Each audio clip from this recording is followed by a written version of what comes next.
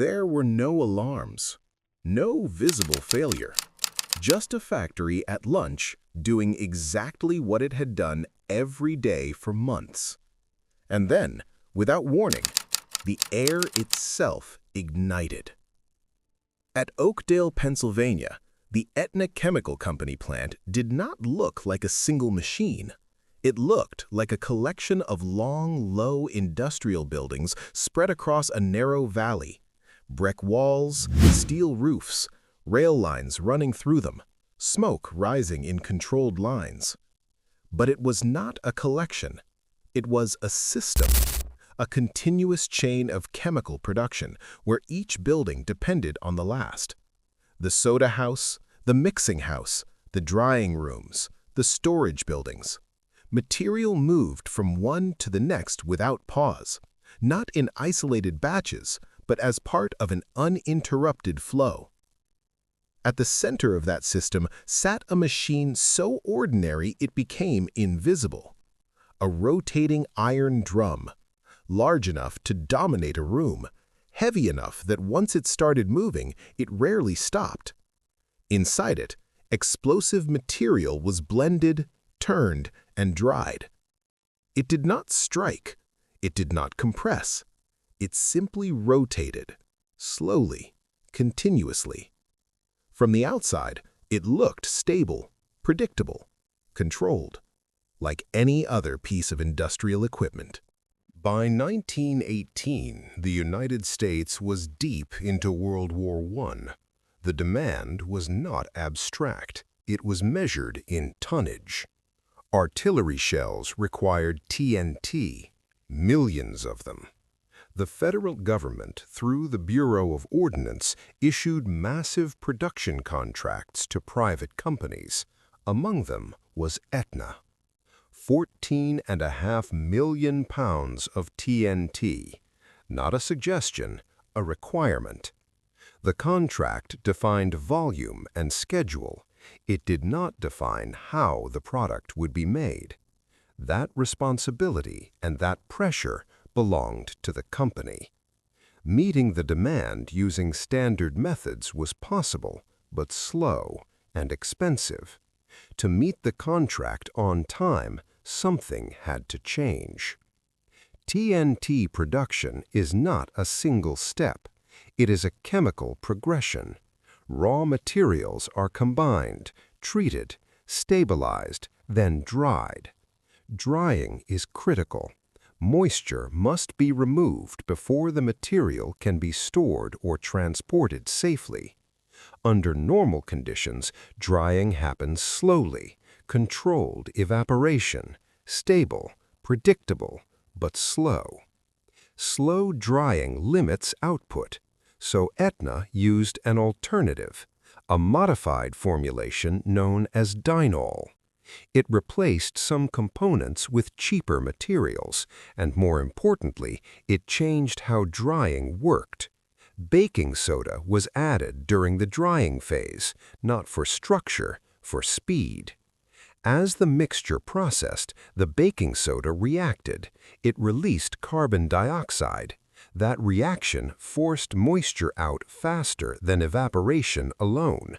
Faster drying meant faster throughput, more batches per shift, more product per day. From the outside, nothing changed. The same drums rotated. The same workers monitored them. The same buildings operated in the same sequence.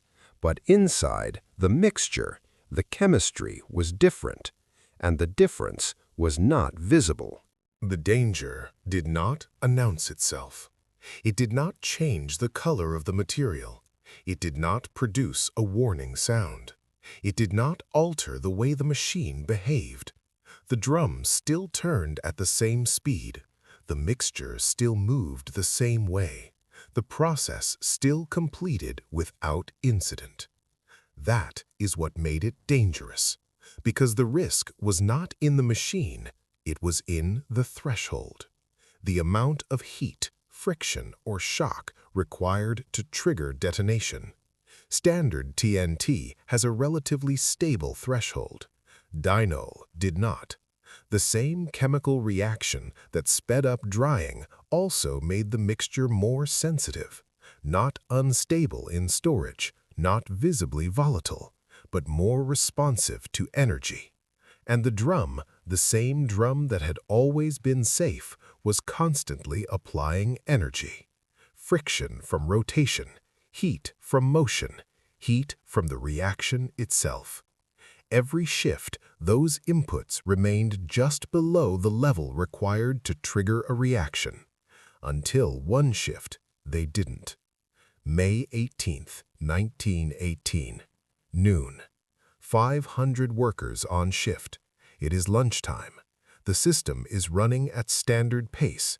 Nothing unusual. Then, from the soda house, a low rumble. Not loud, not alarming, just enough to make people look up. In that moment, the system is still intact.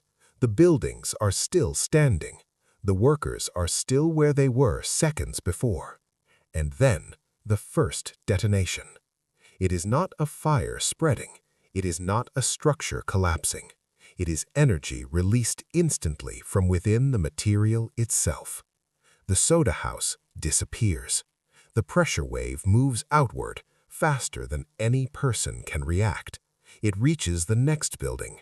Inside, more material. Same process, same condition. The second detonation follows, then another, and another. The system does not fail in one place. It propagates, building to building, stage to stage, following the same path the material had taken all morning. Workers begin to move, but movement requires time, recognition, reaction, decision. The explosion does not allow for it. For many, the interval between awareness and impact is effectively zero. The long factory structures are lifted from their foundations. Fragments are carried into the air. The valley fills with smoke, dust, and debris. By 12:01, the plant no longer exists in its original form. The investigation that followed did not find a broken machine, no failed component, no structural defect. The drum had not malfunctioned. It had operated exactly as designed. The cause was identified as a chemical process operating outside permitted parameters, a process that had already been evaluated and already been rejected. 6 months earlier, in November 1917, the Bureau of Explosives issued a directive: discontinue the baking soda drying method. The assessment was clear. The process increased sensitivity. It lowered the threshold. It made the material more dangerous under the exact conditions present in the drum.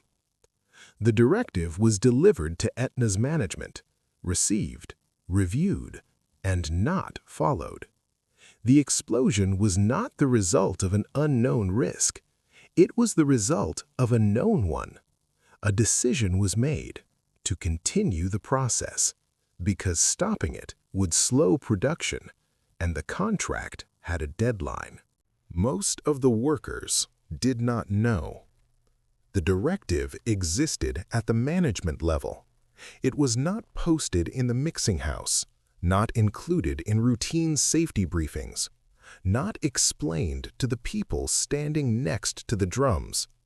For them, the process was normal. It had always worked. Shift after shift, the system produced material without incident. That consistency became its own form of evidence. If nothing has gone wrong, then nothing is wrong. The machine becomes background. The sound of rotation fades into routine. The act of monitoring becomes automatic. This is not carelessness, it is adaptation. Humans normalize repetition, especially when repetition has never resulted in failure. The workers trusted the system because the system had always functioned. What they did not know was that the margin of safety had already been reduced, quietly, invisibly. The explosion was heard from miles. 16 miles away in Pittsburgh, it was felt before it was heard. Windows shattered. People stopped, then looked west, a column of smoke rising above the valley.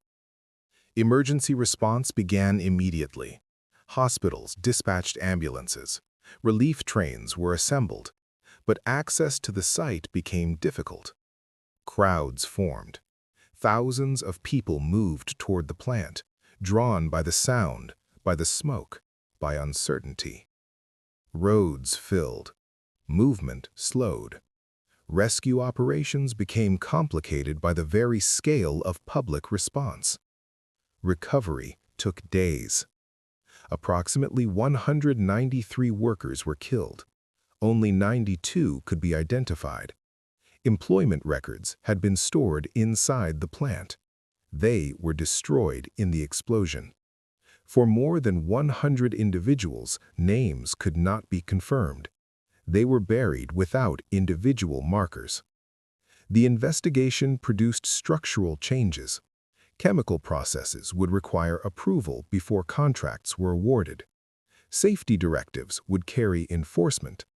The separation between production demands and safety oversight would be reduced.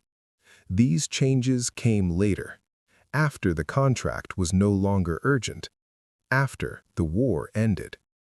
The machines at Oakdale did not change that day. They did exactly what they had always done. The difference was a decision made far from the factory floor, one that the workers never saw, but stood beside every shift.